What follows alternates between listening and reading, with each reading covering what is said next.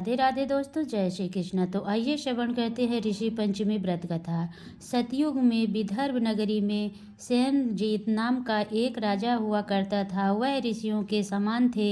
उन्हीं के राज में एक कृषक सुमित्र था। उसकी पत्नी जयश्री अत्यंत पवित्रता थी। एक समय वर्षा ऋतु में जब उसकी पत्नी खेती के कामों में लगी हुई थी तो वह राजस्वला हो गई। उसको राजस्वला होने का पता लग गया और फिर भी वह घर के कामों में लगी रही। कुछ समय बाद वह दोनों स्त्री पुरुष अपनी अपनी आयु भोग कर मृत्यु को प्राप्त हुए। जयश्री तो कुतिया बनी और सुमित्र को राजस्वला स्त्री के संपर्क में आने के कारण बैल की ओन मिली, क्योंकि ऋषि दोष के अतिरिक्त इन दोनों का कोई अपराध नहीं था। इसी कारण इन दोनों को अपने पूर्व जन्म का समस्त विवरण याद रहा। वे दोनों कुतिया और बैल के रूप में उसी नगर में अपने बेटे सुचित्र के यहाँ रहने लगे। धर्मात्मा सुचित्र अपने अतिथियों का पूर्ण सत्कार करता था। अपने पिता के श्राद्ध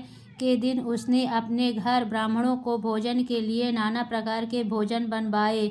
जब उसकी स्त्री किसी काम के लिए रसोई से बाहर गई हुई थी तो एक सर्प ने रसोई की खीर के बर्तन में विष वमन कर दिया। कुतिया के रूप में सुचित्र की माँ कुछ दूर से सब देख रही थी। पुत्र की बहू के आने पर अपने पुत्र को ब्रह्म हत्या के पाप से बचाने के लिए उस बर्तन में मुंह डाल दिया। सुचित्र की पत्नी चंद्रवती से कुतिया का यह कृत्य देखा न गया और उसने चूहे में से जलती लकड़ी निकालकर कुतिया को मारी। बेचारी कुतिया मार खाकर इधर उधर भागने लगी। चौके में जो जूठन आदि बची रहती थी वह सब सुचित्र की बहू उस कुतिया को डाल देती थी, लेकिन क्रोध के कारण उसने वह ही बाहर फेंकवा दी। सब खाने का सामान फेंकवा कर बर्तन साफ करके दोबारा खाना बना कर ब्राह्मणों को खिलाया। रात्रि के समय भूख से व्याकुल होकर वह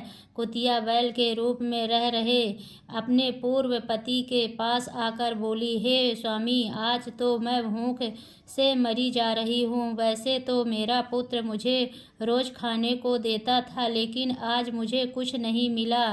सांप के विष वाले खीर के बर्तन को अनेक ब्रह्म हत्या के भय से छूकर उनको न खाने योग्य कर दिया था। इस कारण उसकी बहू ने मुझे मारा और खाने को भी नहीं दिया। तब वह बैल बोला, हे भद्रे, तेरे पापों के कारण तो मैं भी इस योनि में आ पड़ा हूँ और आज बोझ ढोते ढोते मेरी कमर टूट गई है।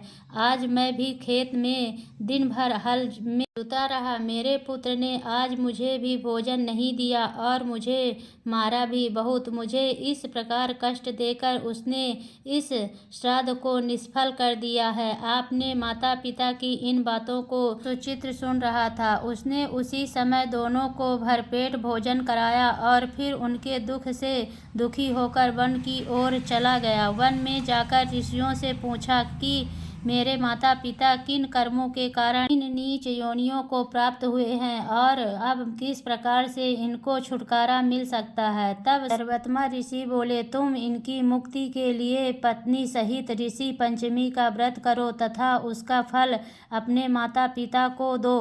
भाद्रपद महीने की शुक्ल पक्ष पंचमी को मुख शुद्ध करके मध्य में नदी के पवित्र जल में स्नान करना और नए रेशमी कपड़े पहनकर पत्नी सहित सप्त ऋषियों का पूजन करना। इतना सुनकर सुचित्र अपने घर लौट आया और अपनी पत्नी सहित विधि विधान से पूजन व्रत किया। उसके पुण्य से माता पिता दोनों पशु योनि से छूट गए।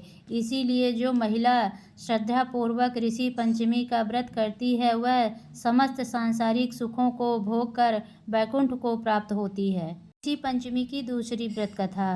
विदर्भ देश में एक उत्तम नाम का एक सदाचारी ब्राह्मण रहता था। उसकी पत्नी बड़ी पतिव्रता थी। उसका नाम सुशीला था। उस ब्राह्मण के एक पुत्र तथा एक पुत्री, दो संतान थी। विवाह योग्य होने पर उसने कोढ़ी और कुशील वर के साथ कन्या का विवाह कर दिया। दैव योग से कुछ दिनों बाद वह विधवा हो गई।